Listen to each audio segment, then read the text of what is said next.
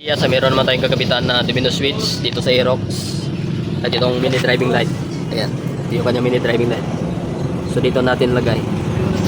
So wiring nga naman natin. So ito yung Aerox nating kinabitan ng dual contact horn. So itong Aerox ito. Ayan. So tanggalin natin yung dito sa kanyang front cover para ma-wiringan natin. At dito tanggalin natin to. Ayan. Tara. So mga diyas, tinanggalan natin dito kasi papalitan natin yung kanyang left handle switch, yung dito sa left, dito sa right. Yan, ito yung papalit natin. Ito na mga diyas, nakapitan natin yung kanyang left switch. So ito yung sa busina. Ang kulay ng wire sa busina ay itong pink at solid black. So negative trigger yung dito sa busina ng Yamaha na Aerox. Ito yung kanyang wire. Ayan. At dito naman sa signal light, so meron itong hazard dito. Pag signal mo ng left, tapos automatic direct mo ng right, mag-hazard na yan. So para hindi sa mag-hazard, pag signal nyo sa left, dapat patayin nyo muna bago nyo i-signal sa kabila. Ayan. Kasi kapag signal nyo lang left, tapos hindi nyo sa i-off sa gitna, mag-hazard yan kapag i-right nyo lang. So dapat off nyo muna sa gitna para signal left at right na. Ang hazard dito lang, post direct nyo na, mag-hazard na yan. Ang kulay ng wire sa signal light, itong green, ayan, solid green at brown. Yan yung sa left at right.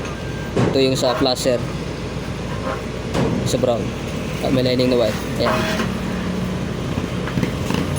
Ito yung sa signal light.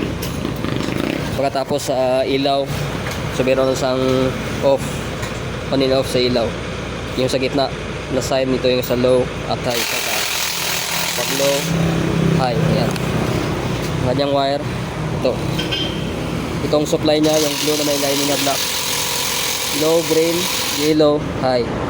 Ayan. Kapit na natin sa kabila.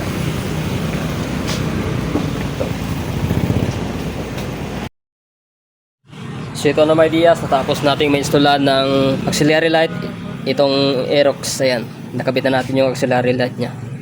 So ginawa natin ang passing sa ating dual contact horn. Sa kanyang loud horn, meron sa passing dito. Ayan. So hindi lang tayo naka step by step. So ito yung pag-wiring natin. So strap lang natin ito, yung kanyang mga wires. Ayan, dito. Ayan. So ibalik natin yung cover nya. So nakabit na rin natin yung kanyang mga switch. Ito yung switch nya. Ayan. So meron sang hazard. So bali dito na-transfer na natin yung sa ating busina dito sa hollow switch. Ayan. So dito yung ating sa dual contact horn. At ito yung switch natin sa yung auxiliary light. Ayan. So balik na natin at itry na natin mamaya. Ayan. Balik na natin yung kanyang cover. So yan mga diyas, ito na, natapos na natin itong Aerox 155. So na-install na natin ang kanyang auxiliary light. So ito yung kanyang auxiliary light. Ayan. So meron siyang passing light, ginawa natin, pero sa high beam lang. Ang kanyang low, white, at ang kanyang high, yellow. So mas maganda kung yung high nyo ay yellow, ay purpose niya para sa fogs. So tamang-tama lang yan mga diyas. Ayan. So try natin. Yung sa ating dual contact horn, dito na yung kanyang switch. At ito na yung kanyang sa mini driving light. So dati ito yung sa busina natin. So transfer ko lang siya dito. So madalim lang sa i-transfer. Ayan. Ito na yung sa ating dual contact horn. So try na natin. Ayan, bago natin i-on mga diyas, i-try. So ito yung sa busina. Sa signal light meron itong hazard. So bali dito low and high lang. So pwede naman i-off nyo.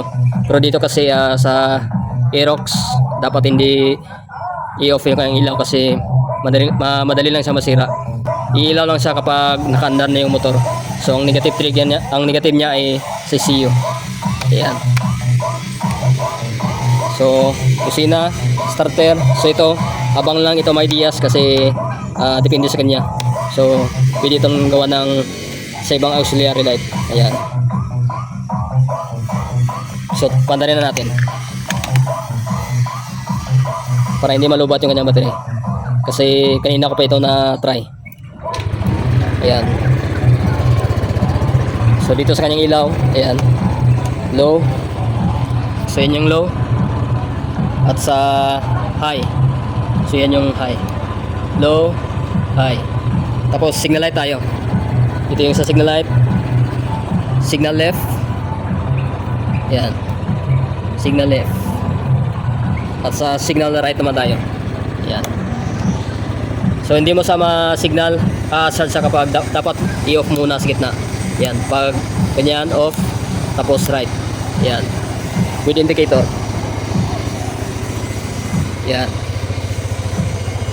Pagkatapos niyan mga ideyas, kung gusto niyo i-hazard, so i-diretso niyo na. Huwag niyo nang i-off sa gitna. So yan. Yan. Ganun. Ganyan niyo lang yan. Hazard na yan. Dalawa.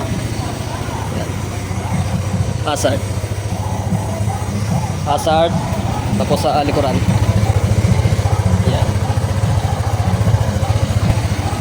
So pagkatapos may ideas, off natin. Tapos sa busina na tayo. So ito yung switch ng ating busina. So kapag pindutin natin, so yan yung kanyang stock. Yan. So yan yung kanyang stock.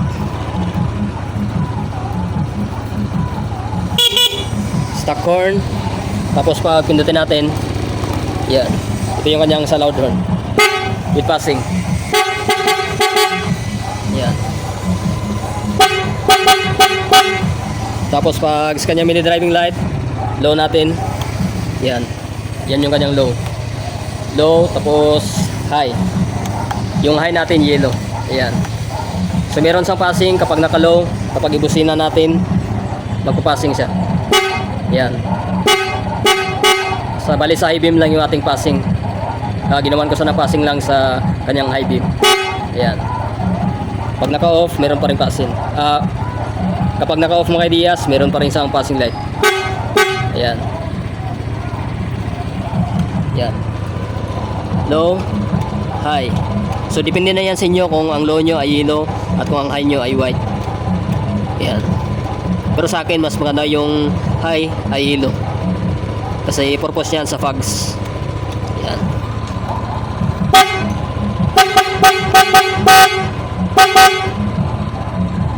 So siguro may ideas, hanggang dito lang ating video. So natapos natin itong Aerox 155. So yan. Peace out.